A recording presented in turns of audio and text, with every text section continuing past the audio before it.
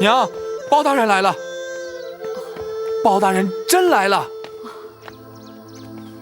包大人，包大人果然是清官。老夫人，本府业已亲自前来，你有什么冤屈，可以说了。不，老身怎知，当真是包大人？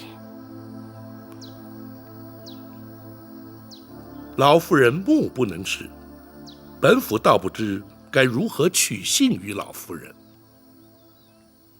老身自有办法。张毅，哎，娘，告诉娘，包大人长成什么模样？不碍事，你就说与老夫人听听。包大人身材高大魁梧，脸说下去。脸黑得像锅底一样。大人，王朝，是。不错，包大人，可否让老身摸摸后脑？老夫人，不得如此无礼。公孙先生，倘若如此就能让老夫人适宜，又有何不可？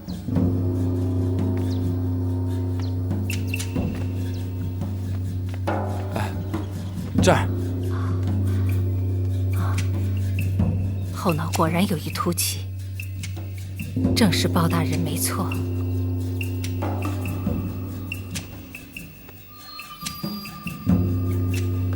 老夫人既已确认本府身份，有什么冤屈可以说了？还请包大人并退左右。老夫人，本府随侍皆是心腹。老身的冤屈非比寻常，就连张毅也不能留下。娘，也罢，你们都退下。是。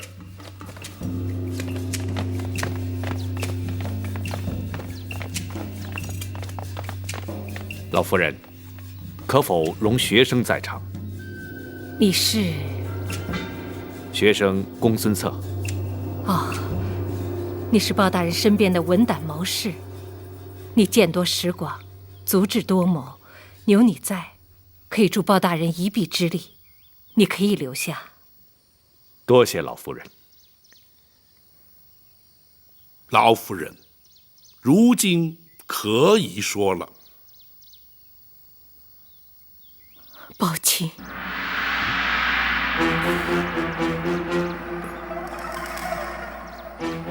老夫人怎可用皇家口吻称呼本府？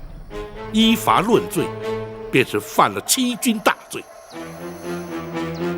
哀家原本就是皇宫中人，如此称呼有何不可？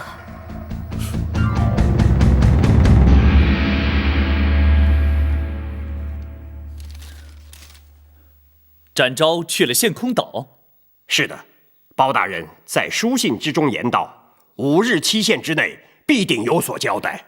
哼，最好如此，否则朕不惜调配天下兵马，也要将那盗配之贼擒获，追回那一方玉佩。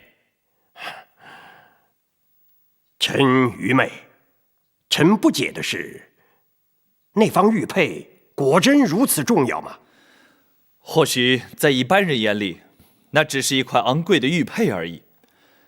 可是对朕而言，那却是朕童年的回忆与八王爷的谆谆教诲，意义非比寻常。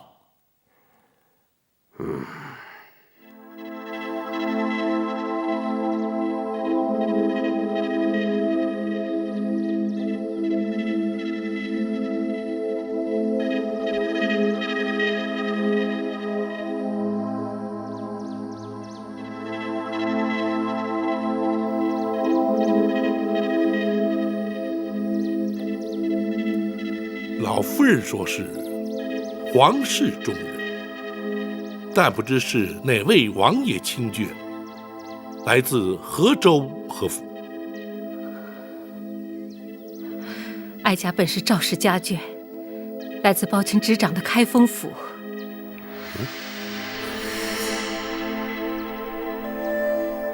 老夫人，皇室宗亲大多居住于京城之中，不知道当年老夫人的府邸坐落于京城何处？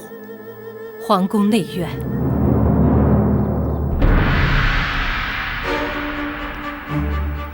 皇宫内院，乃是皇上宝眷所居之处，不可恣意妄言，惹祸上身。哀家何曾妄言？皇宫内院的玉晨宫，便是哀家的居住之所。住口！本府念你双目失明，年事已高，又恐你含冤莫白，负屈难伸，这才亲自前来查明原委。如今你却信口雌黄，胡言乱语，还不速速将实情相告，否则莫怪本府依法治罪，以正视听。保长，你怎敢断言哀家是信口雌黄，胡言乱语？那玉晨宫虽是宫中贵妃所居，然而却已荒废多年，无人居住。20多年前，哀家就住在玉晨宫。30年前，玉晨宫所住的乃是先皇在世之时的李贵妃。哀家入住之前，娘家本姓李。本府不知你是由何处听来宫中之事，然而那太妃李娘娘早在20年前便已仙逝归天，朝中文武百官无人不知，你又怎敢虚言假冒？宝钦指的可是20年前烧死在冷宫的李贵妃。你怎知李娘娘曾在冷宫？哀家知道的不仅仅如此。若不是当年人人都知道哀家已死，哀家又怎能逃得出宫来？如今哀家又怎么能在包钦面前揭发这段耸人听闻的宫闱秘史呢？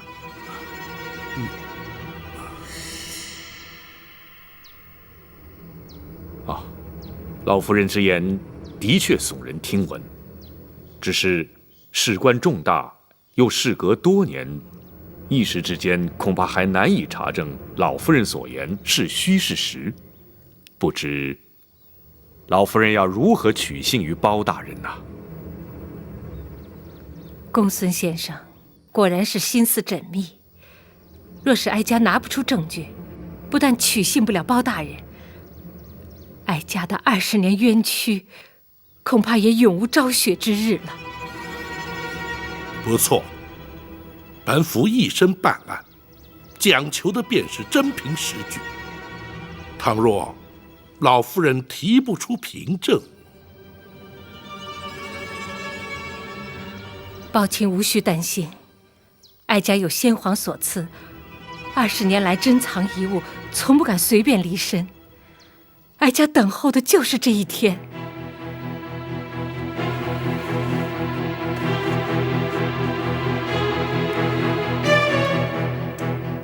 这是先皇御赐金碗，也是能证明哀家身份的唯一信物。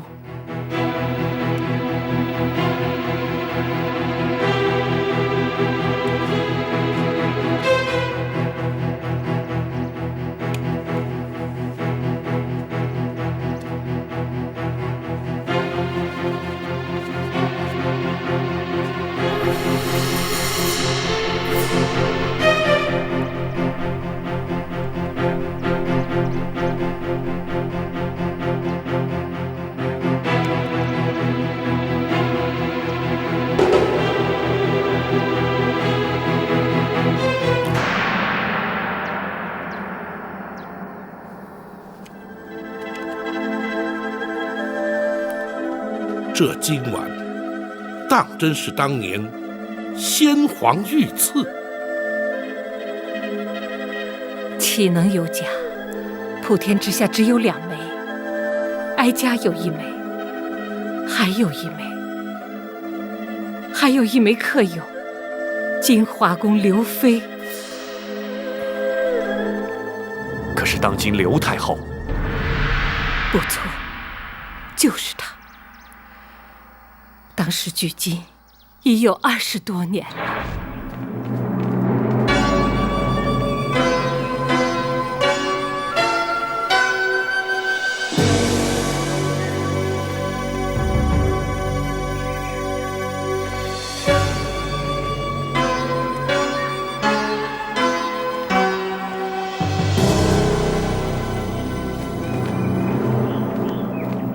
两位爱妃坐。两位爱妃，朕还一直担心呢，膝下无子，继位无人。如今可好了，两位爱妃同时有孕，看来朕可以不再操心了。皇上，洪福齐天，两位娘娘一定能让皇上得偿夙愿，产下太子，入主东宫。好，说得好，陈琳，奴婢在。朕要你准备的东西可曾备妥？回皇上，奴婢早已准备妥当。快去拿来。是。两位爱妃，一向情同姊妹，如今又同时有喜，这非但是朕的福分，更是赵家之幸，朝廷之福啊！为此，朕命陈琳派人打造金丸一对，内藏夜明珠1枚。这2颗金丸，两位爱妃一人1枚，随身佩戴。今天真是朕的好日子啊！好，来了。两位爱妃，玉晨宫李妃，金华宫刘妃。这2颗金丸之上，均刻有两位爱妃姓氏，你们要好生收藏啊！谢皇上恩赐。啊，免礼免礼免礼，别动了皇儿的胎气。坐坐坐坐，谢皇上。谢皇上。不用谢朕，要谢就谢你们身上所怀的龙子吧。陈琳，奴婢在。记住朕的口谕，两位爱妃倘若生男，朕就封为太子。奴婢遵旨。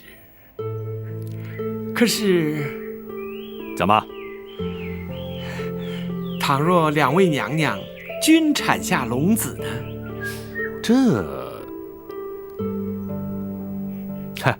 没关系，长者为大，先出生的就是太子。是，奴婢记下了。奴婢立刻通知朝廷记侍郎，转传皇上口谕，记载于册。对了，还有一事。自从皇后病逝之后，朕就一直位立新后。所谓母以子贵，太子之母就是国母。两位爱妃，日后是否能执掌后宫，母仪天下，那就看你们谁先替朕生下太子。这枚金丸就是如此而来。20年来，哀家哪怕是穷困度日，窘迫生活，也从未有过变卖之心，甚至连义子张毅也从没见过。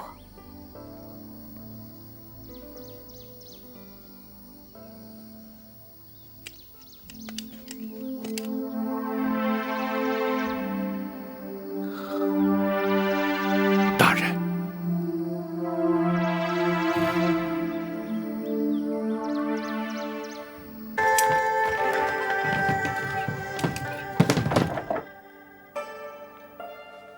包拯叩见娘娘。啊，免了免了，坐吧。谢娘娘。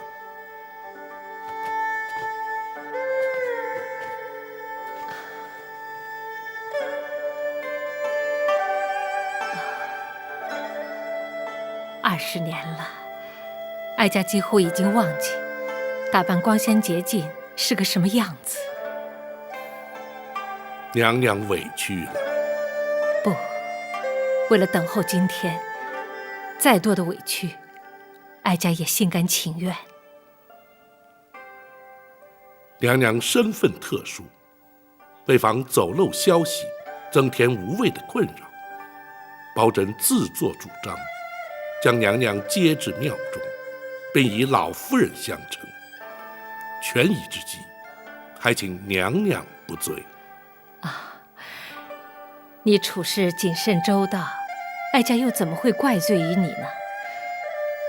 此事的确必须隐秘，甚至当你将全盘往事了解之后，哀家还在担心你敢不敢接这个案子呢？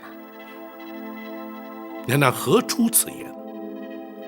只因哀家的冤案牵扯到2位当今最为显贵的人。是哪2位？一位是当今的柳太后。娘娘不是说太后昔日与娘娘情同姐妹，此案又怎会与她有关？情同姐妹，哀家落得如此地步，全都是拜她所赐，被她所害。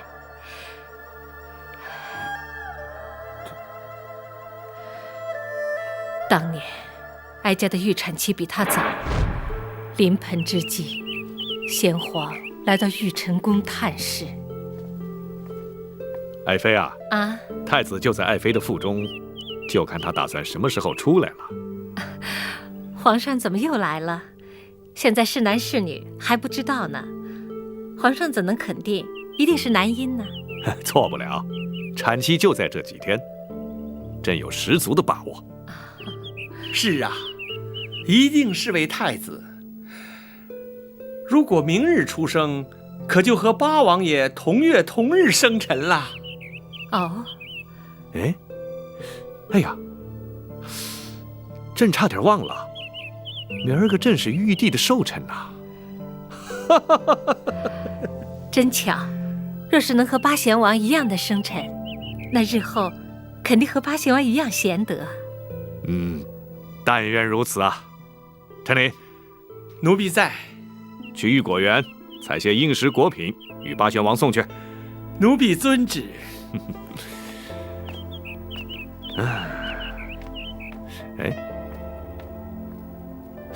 爱妃啊，你怎么了？没什么，只是在临盆期间，臣妾有点心慌。没关系，头一胎嘛，总是在所难免，别担心。首席产婆早已准备妥当，随时会进来的。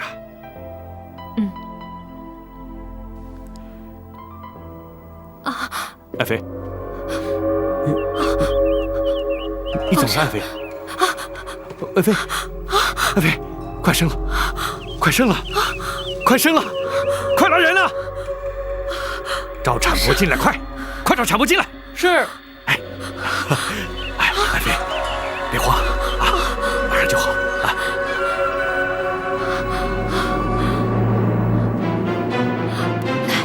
用力，再使点劲儿。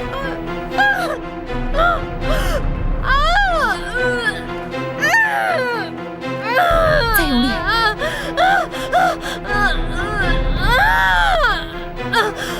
使劲儿。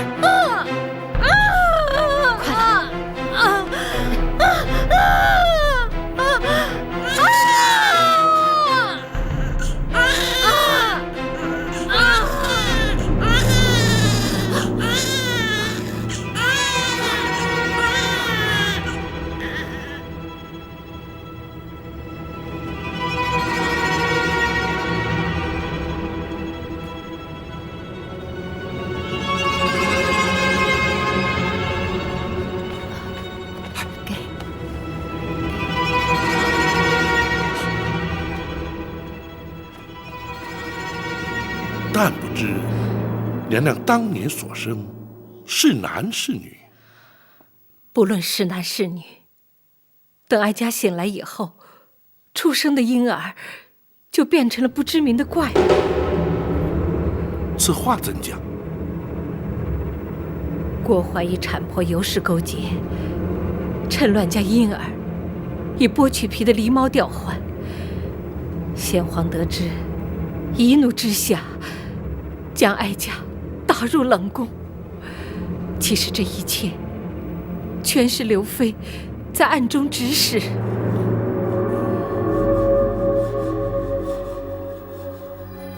娘娘，可否容学生冒昧一问？公孙先生，请讲。当时娘娘历尽昏厥，怎知使郭槐与尤氏勾结？又怎知全是刘太后暗中指使呢？公孙先生问得好。在哀家被打入冷宫7年以后，陈琳来到了冷宫，将刘妃的阴谋一一揭发。哀家那个时候才知道，自己产下的真是个男婴。陈总管虽是先皇驾前的首领太监，却又怎会知晓如此隐秘之事？当日陈琳去玉果园，在返回的途中，巧遇金华宫的宫女寇珠。陈公公，陈公公，寇珠，你这么鬼鬼祟祟的，是不是做了什么亏心事啊？请公公救命！救命？救谁的命啊？救你？不，救他！这是哪儿来的婴儿？是李娘娘方才生的太子。你怎么把太子给偷出来了？是郭槐郭总管勾结产婆，用死狸猫把太子换出来，要寇珠。求公公救太子一命，公公救命啊！郭槐把太子换出来干什么？他要寇珠把太子掐死，埋在金水桥下。啊！这种事他也敢做？就是抄家灭族也不足以赎罪呀！郭总管是受了刘娘娘的旨意。住口！你好大的胆子啊！你是金华宫的宫女，刘娘娘是你的主子，你竟敢造这种谣？不是寇珠造谣，刘娘娘亲口交代寇珠要听郭总管的调派，的确是娘娘的旨意啊。刘娘娘和李娘娘情同姐妹，怎么会？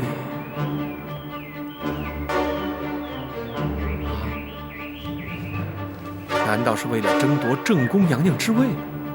李娘娘产下了太子，皇上就要封她为皇后？一定是这个缘故。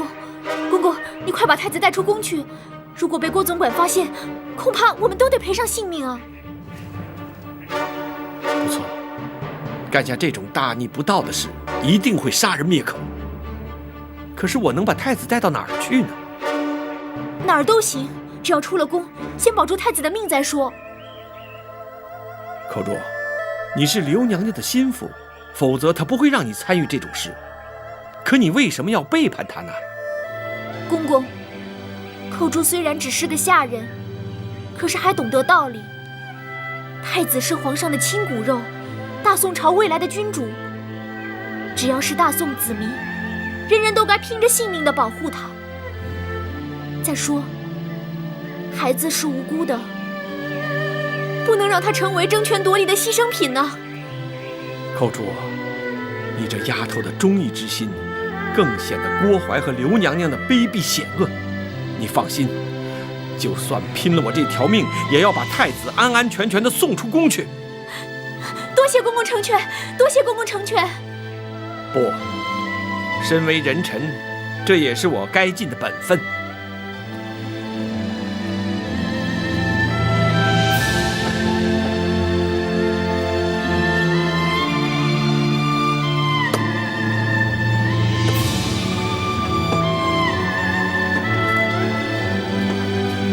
寇珠，你自己要多加小心呐。是。竟有这种事，这不仅是耸人听闻，简直是匪夷所思啊！若说出去，的确是让人难以置信。不对，那陈琳既然将婴儿送出宫去，想必有个去处。娘娘应当不会不知。不错，哀家知道他在何处。娘娘，陈琳带他去了南清宫。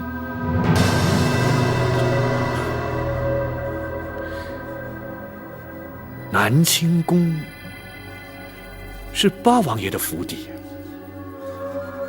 难道说八王爷也知道这件事的来龙去脉？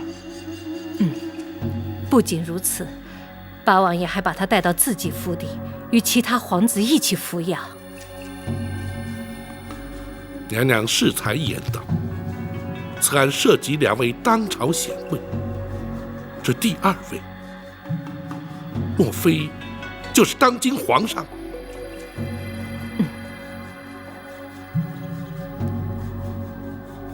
而当年襁褓中的婴儿，也就是如今的大宋皇帝。正是。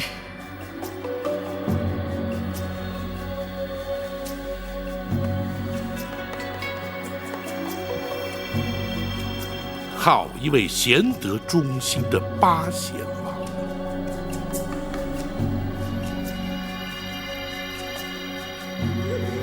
大人，难道当今皇上不是刘太后所生？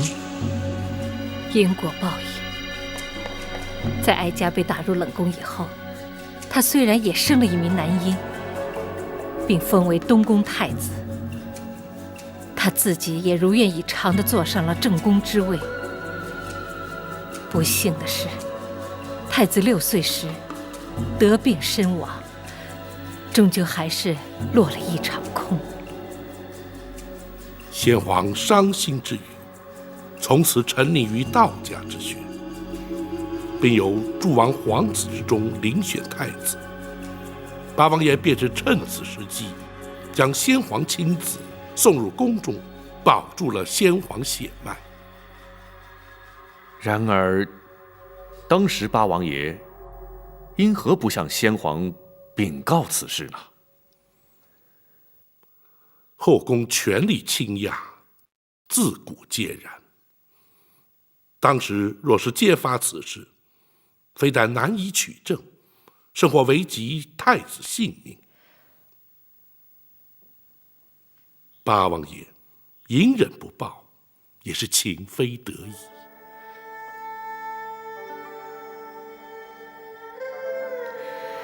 包大人不必介怀，对八贤王，哀家感激还来不及，又怎么会责怪于他呢？只是，却让娘娘平白承受了30年的冤屈凄苦。不，得知皇儿安然无恙，哀家已心满意足。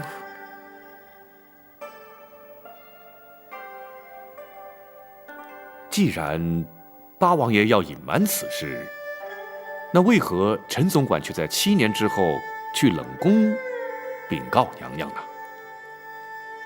皇儿7岁进宫时，意外闯进冷宫。哀家见他与自己被换走的孩子一般年纪，也许是母子天性吧。哀家就将先皇所赐的玉佩转赠于他。八贤王见玉佩，心生不忍，所以才命陈琳前来传话。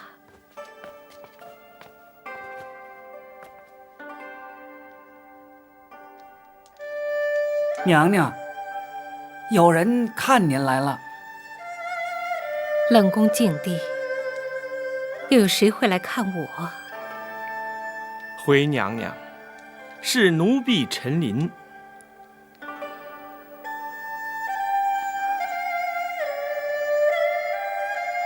是皇上派你来的？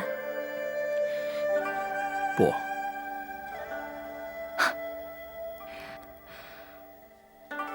我真是痴人说梦话。我打入冷宫已经7年了，皇上从来没有来过这里，他怎么会派你来看我呢？娘娘受的委屈，奴婢全知道的。你怎么会知道？连我自己都渐渐相信，当年生下的是个怪物。不，娘娘生的是一位皇子，是皇上的嫡亲血脉呀。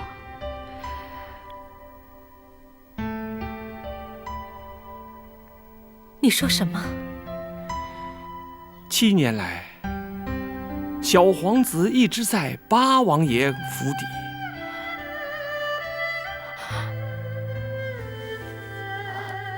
你说什么？你再说一遍。八王爷谎称是自己亲生，而且蒙圣上钦点为东宫太子啊。东宫太子？你是说，日前误闯冷宫的那位太子，是本宫的亲生骨肉？正是啊。八王爷唯恐小太子被奸人所害，因此隐瞒至今。娘娘赠给太子的玉佩，八王爷看到了，未免娘娘担心，才要奴婢前来禀告娘娘啊。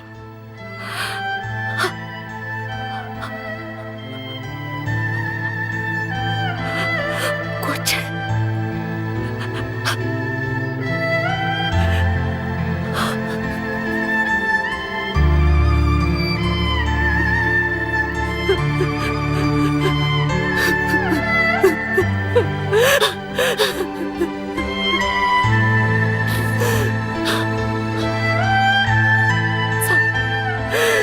苍天有眼，我那皇儿竟安然无恙。娘娘，八王爷特别交代，此事切莫声张，若要被奸人得知，后果就不堪设想了。是谁？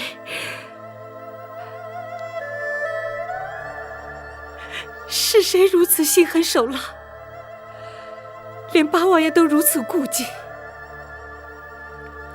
皇上潜心修道，不理俗事，如今宫中大权在谁手中，想必娘娘清楚啊。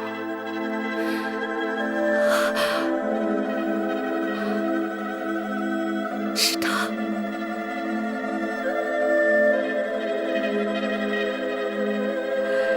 是他。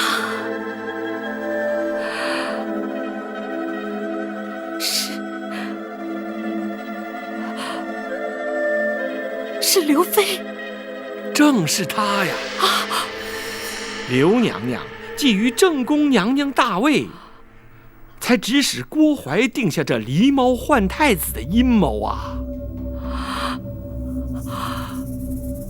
我和她情同姐妹，情同姐妹，她怎么会如此心狠呢？唉，权势诱人呐！如今她也得偿夙愿，成了当今皇后了。不，我不能放过她！娘娘，你去告诉皇上，就说本宫要见他。快去告诉皇上！娘娘，不可能啊！这不可能的呀！皇上因为娘娘生下了怪物，一直耿耿于怀。而且狸猫换太子一事难提证据，倘若声张出去，反倒让刘娘娘有了警觉，反而对娘娘和小太子都不利呀。难道就由任他上下其手，为所欲为吗？要忍，八王爷一再嘱咐要娘娘忍耐，他会寻个适当的时机揭发此事。娘娘千万不要因一时冲动，反而招祸呀！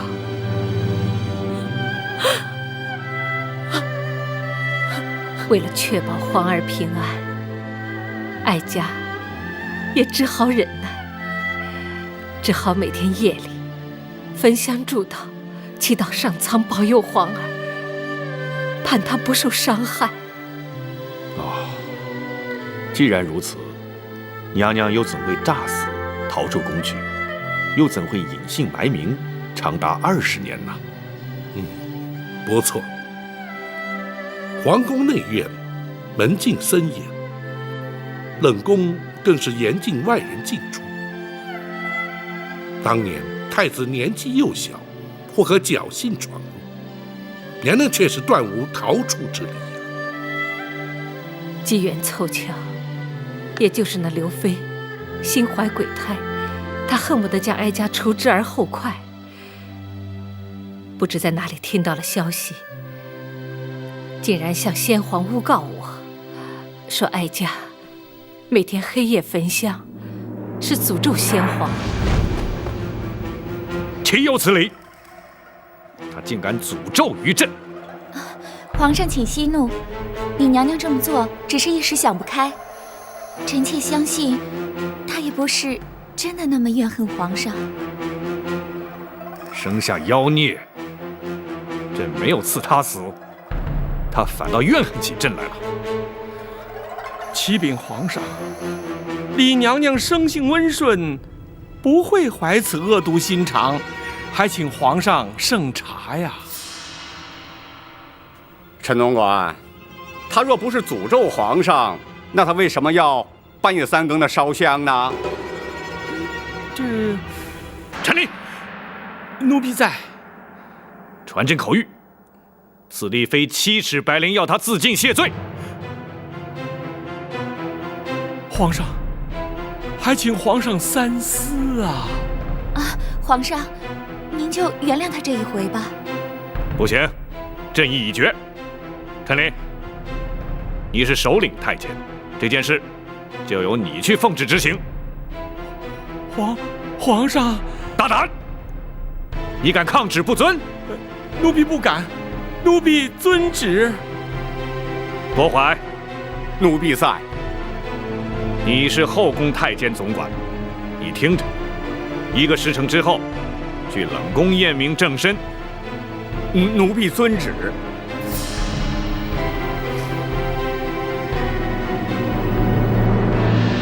先皇既然下旨赐死，娘娘又怎会逃过此劫？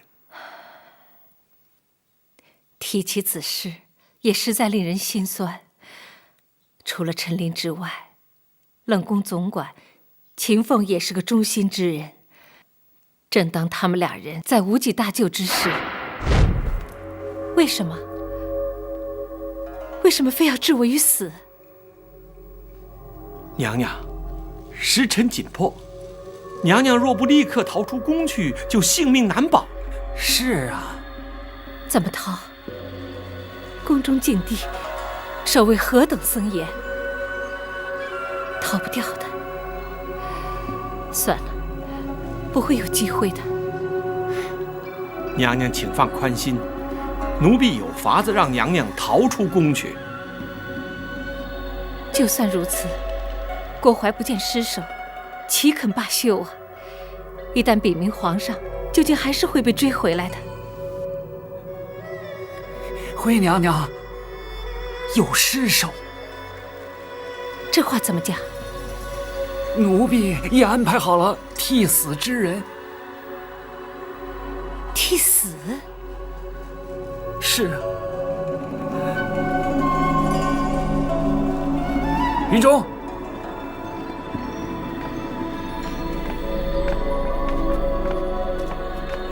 奴婢于中叩见娘娘。秦凤，他是？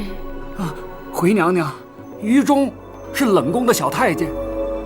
奴婢自他9岁进宫，便一直带在身边，由他替死，就有了尸首。真是难为你们了。可是郭槐奉旨验明正身，又岂会认不出来？由他替死，不是白白赔上一条性命吗？这没有用的。不，郭槐认不出来。他怎么会认不出来呢？娘娘或许从未见过人一死之后的情形，奴婢在宫中多年，却见过不少案例，吊颈而亡，大多数面呈青紫，颜容扭曲。若不仔细辨认，是很难分辨原来容貌。可是，郭槐他要是仔细辨认怎么办呢？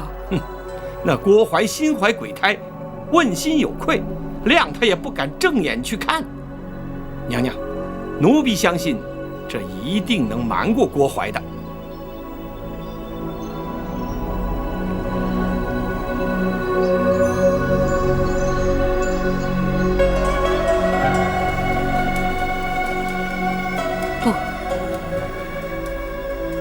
不，就算郭槐认不出来，本宫也不能为了自己活命，而让于中去替我死啊！任何人都没有这个权利，让他做这样的牺牲。启禀娘娘，奴婢是自愿替死的。你说什么？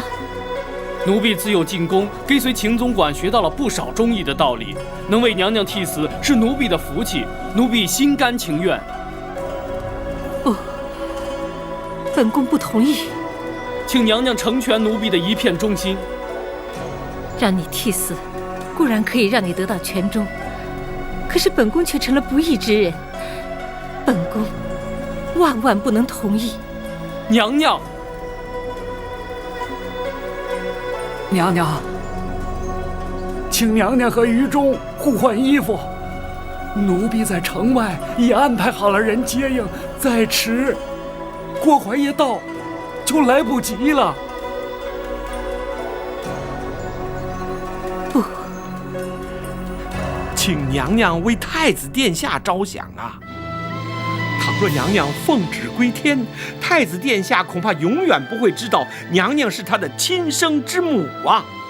娘娘，你怎么又能忍心让太子殿下认贼作母，终其一生呢？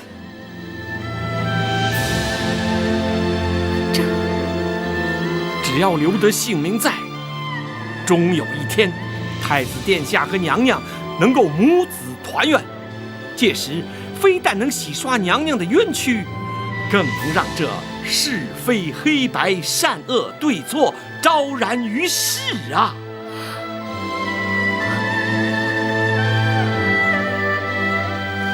请娘娘成全。好，本宫深受你们一片忠心。谢娘娘。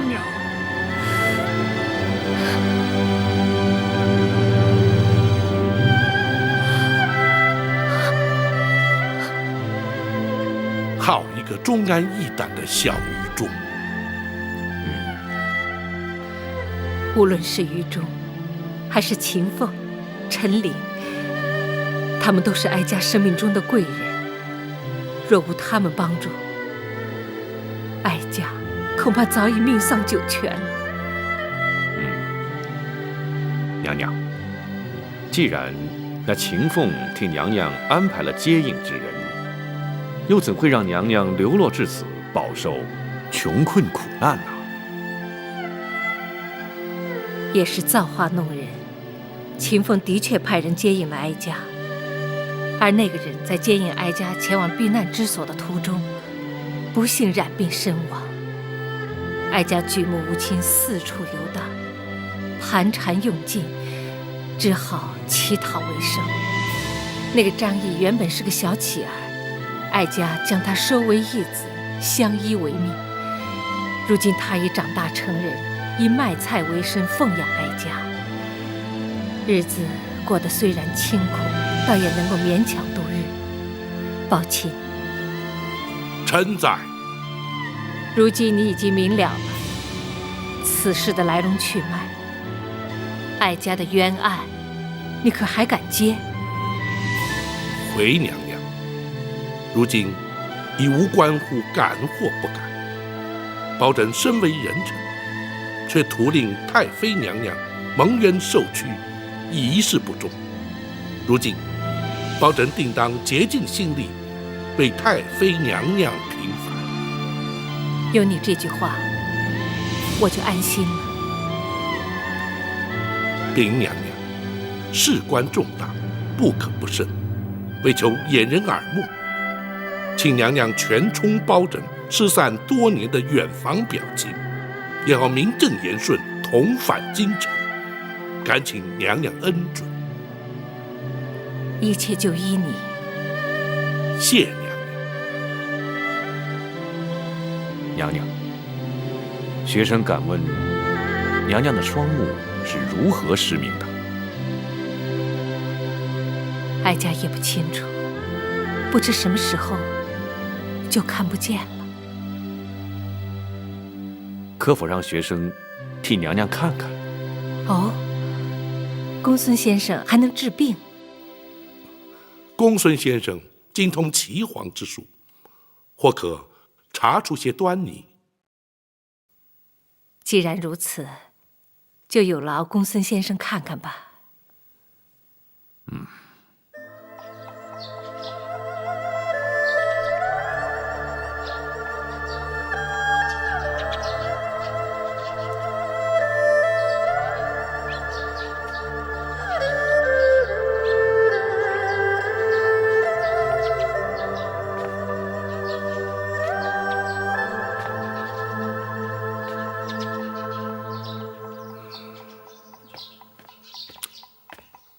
公孙先生情形如何？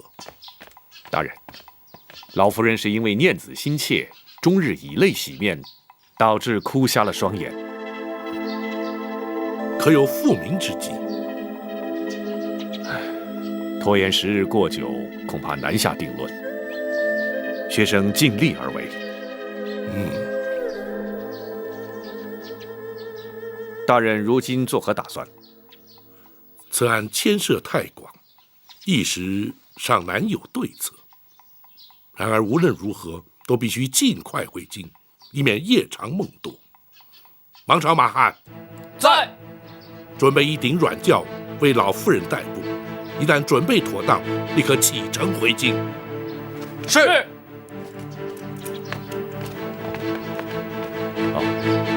大人，张毅可要随行？不，他若随行，恐会起人疑窦。让他留在庙中，不得对外声张。是。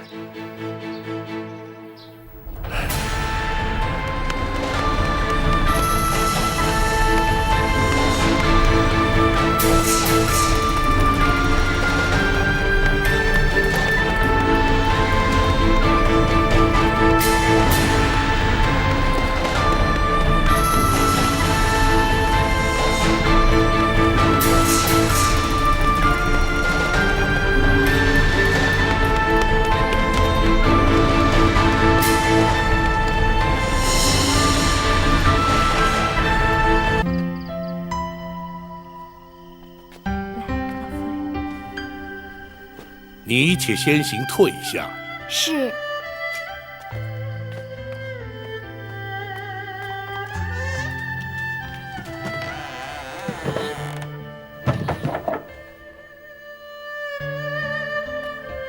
娘娘，府衙内并无女眷，这厢房乃是为包拯嫂娘来京暂住所备，不周之处，还请娘娘见谅。无论是何处，都要比那破屋强多了。包钦口中的嫂娘是何许人？怎么会有如此怪异的称呼？回娘娘，包拯自幼父母双亡，乃是长嫂带大，故而以嫂娘相称。哦，这倒颇不寻常。嫂娘至于包拯，虽无生育之恩，却有养育之情，故而包拯始终以人子之礼视之。包钦能视长嫂以孝，的确是难能可贵。所谓百善孝为先，无怪乎能成为朝廷支柱，社稷栋梁啊。娘娘谬赞，包拯只是略尽本分而已。哀家可羡慕得很呐。娘娘请宽心，一旦全案查明，彻底平反之后，娘娘定可以与皇上重续天伦。然而在此之前，还请娘娘多加忍耐。哀家自知此案难办，所谓事不关心，关心则乱。也罢，哀家一切静待包钦安排吧。是，包拯立刻着手。你奉旨陈州督镇返京，为何不进宫面圣交旨呢？若非奉诏，夜不入宫，乃是宫中的体制，包拯岂敢不遵？再者，惊扰圣驾总是不该。明日早朝之后再做禀奏，也还不迟。他可是个好皇帝。皇上年事虽轻，却老成持重，称得上是一位仁德之君。那就好。哀家20年前总算是和他见过一面，那时候他才7岁。不知现在长成什么模样。皇上英武威仪，与先皇颇为神似。是吗？哀家恐怕永远也无缘亲眼见到他了。娘娘请宽心，公孙先生博学多闻，医术精湛，包拯相信他定能令娘娘双目复明。那就寄望于他了。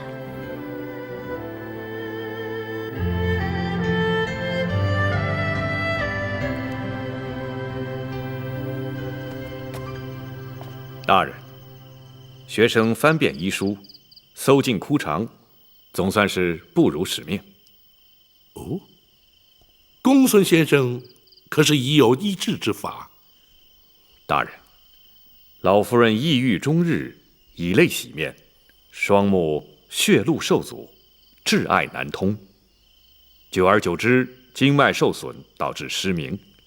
然而状似真盲，实则却是假盲。哦，何谓假盲？老夫人的失明只是暂时，而非永久。学生若是以金针过穴之术打通血脉，再佐以活血明经之药，滋补调养，学生确信当能痊愈。如此甚好，就劳公孙先生明日一早就开始为娘娘诊治。是，学生遵命。大人，王丞相来访。相爷怎会在此时前来？快请至花厅说话。是。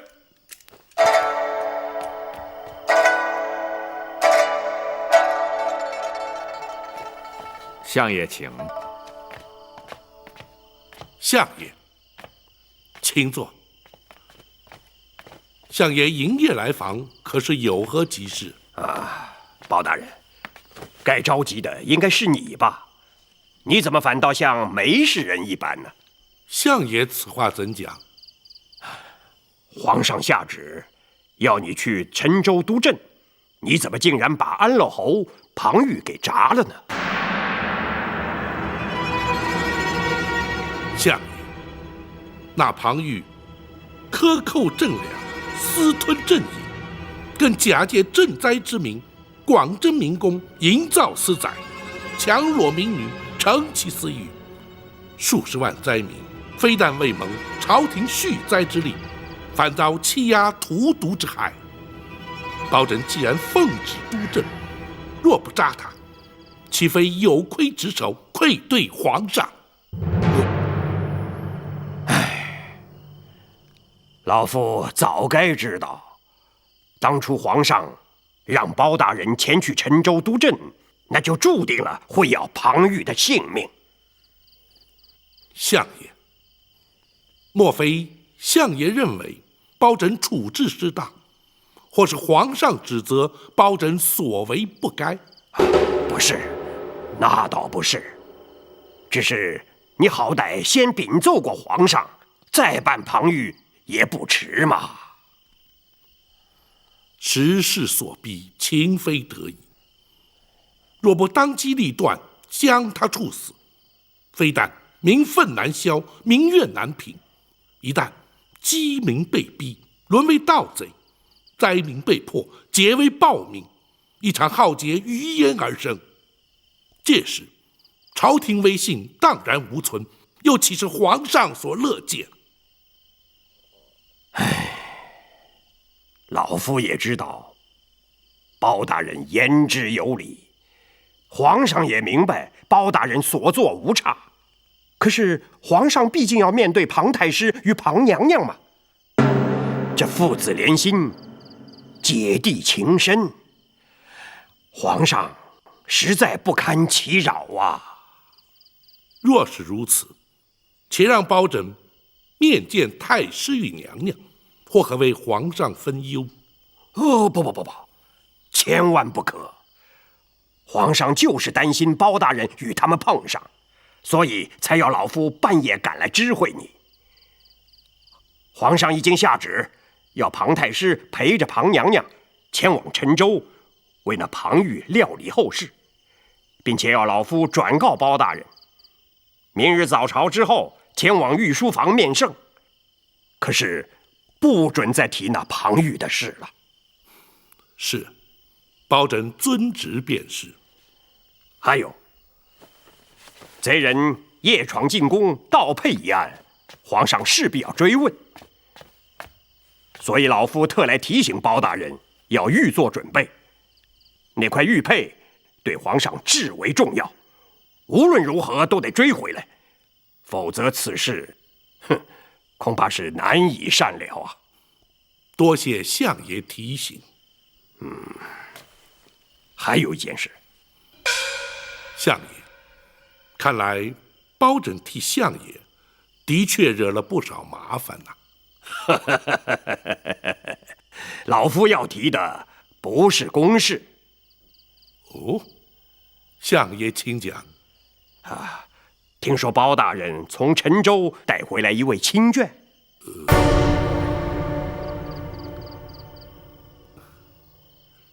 相爷何以得知？包大人一向公而忘私，夫人家小均在泸州老家，从未进京。这回从陈州带回一位亲眷，反倒轰动了京城啊！相爷取笑了，那是包拯一位失散多年的远房亲眷。哦，失散多年，得以重聚，倒也难得呀。相爷，这位老夫人不幸双目失明，大人将她带回京城，是要学生为老夫人治疗。哦，那能治得好吗？学生尽力一试。好，既是包大人的亲眷，不妨前来相府走动走动。老夫那位夫人呐，可是出了名的好客呀。是，多谢相爷抬爱，包拯日后定当安排。好，皇上交代的话，老夫都带到了。老夫想说的话也已经说完了。包大人连日奔波，想必累了，老夫不多打扰，就此告辞。包拯恭送相爷。不，你知道，老夫最怕麻烦人了。是，包拯遵命，相爷好走啊。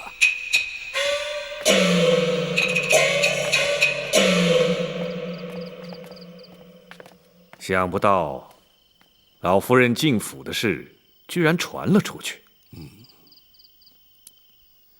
不碍事，公孙先生应对得体，应该不会弃人以斗。展护卫尚未回来，明日大人面圣之时，打算如何向皇上禀奏啊？实话实说。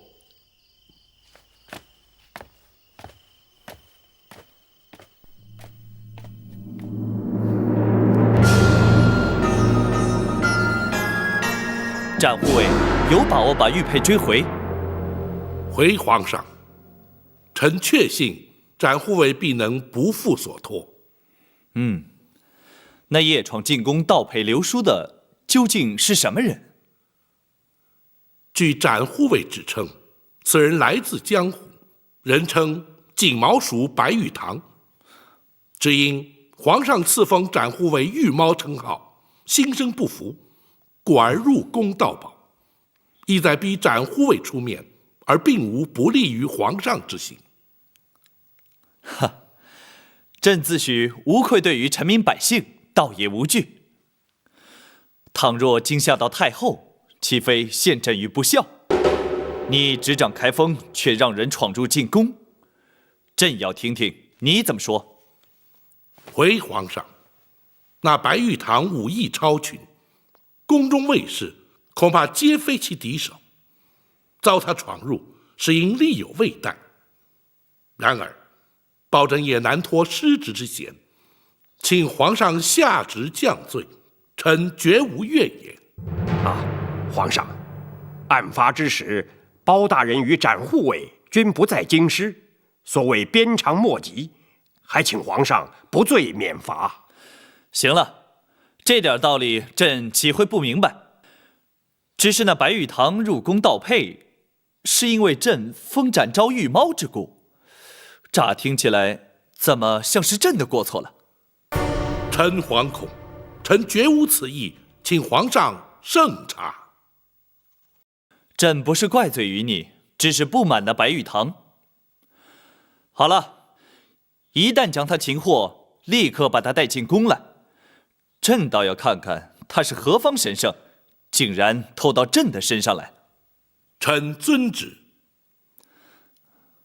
对了，府上那位亲眷眼疾治得如何了？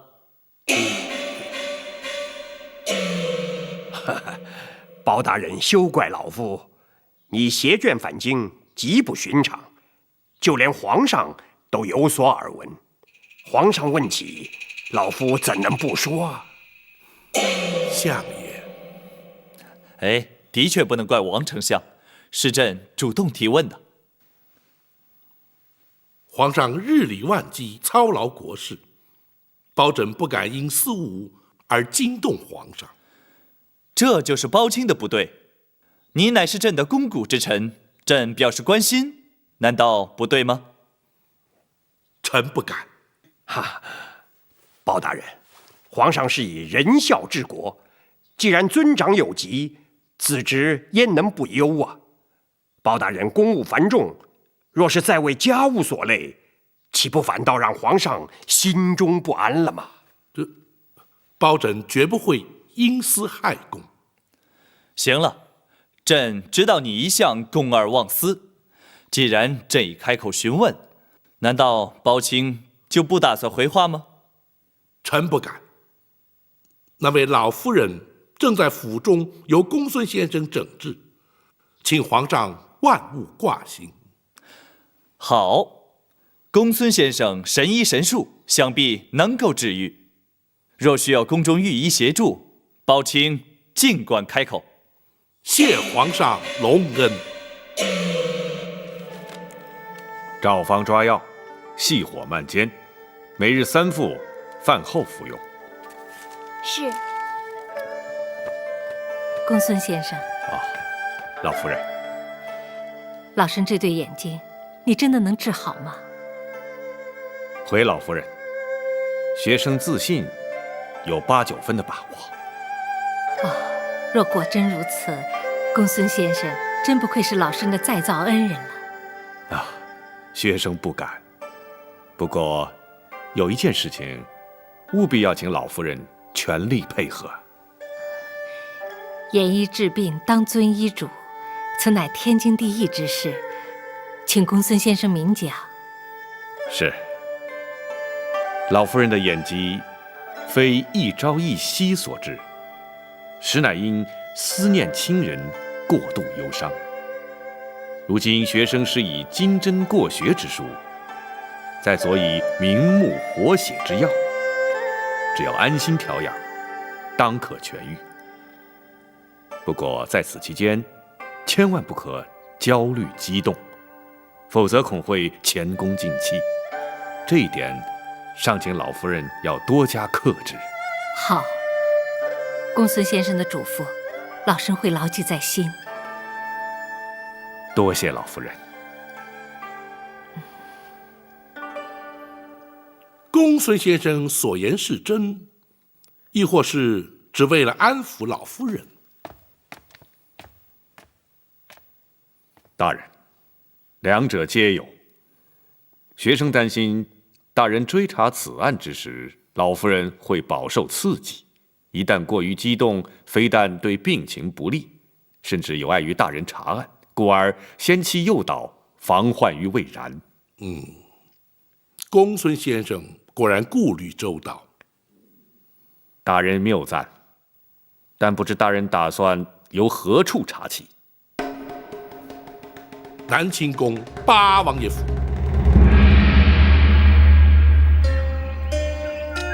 包大人若再不回来，本王可就手痒难耐了。果儿陈州事了，包拯就立刻赶回京了。哦，哼，没想到包大人也会口出狂语啊！不该，不该呀！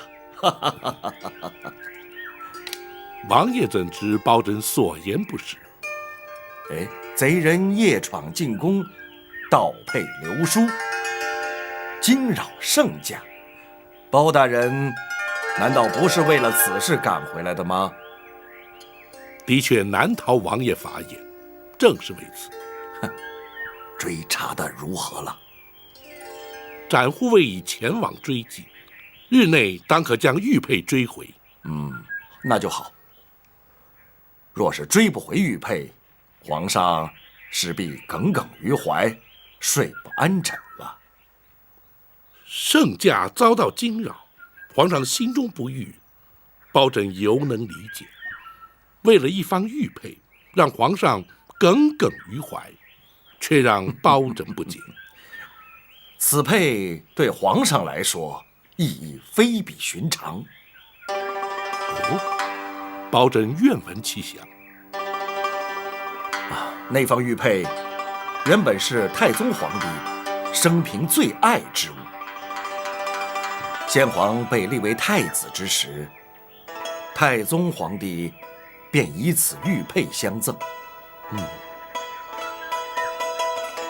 如此说来，那玉佩乃是先皇传于皇上的遗物。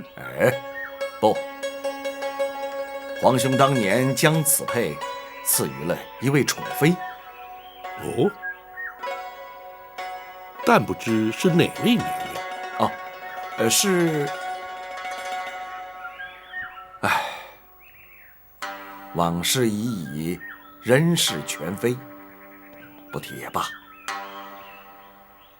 那么玉佩又怎会到了皇上手中啊？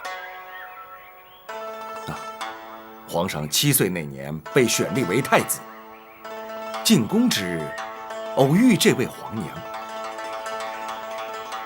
二人一见投缘，便以此佩相赠。自此，皇上终日随身佩戴，从不离身。此佩被盗，皇上自然难以释怀了。先皇遗物辗转重回皇上手中，也可称得上是冥冥之中自有天定了。这位皇娘对皇上期许甚深，而以仁孝2字相勉，这也是皇上立志以仁孝治国之因呢。难怪皇上对这玉佩如此在意。但不知那位皇娘如今又在何处？ 20年前便已因故身亡了。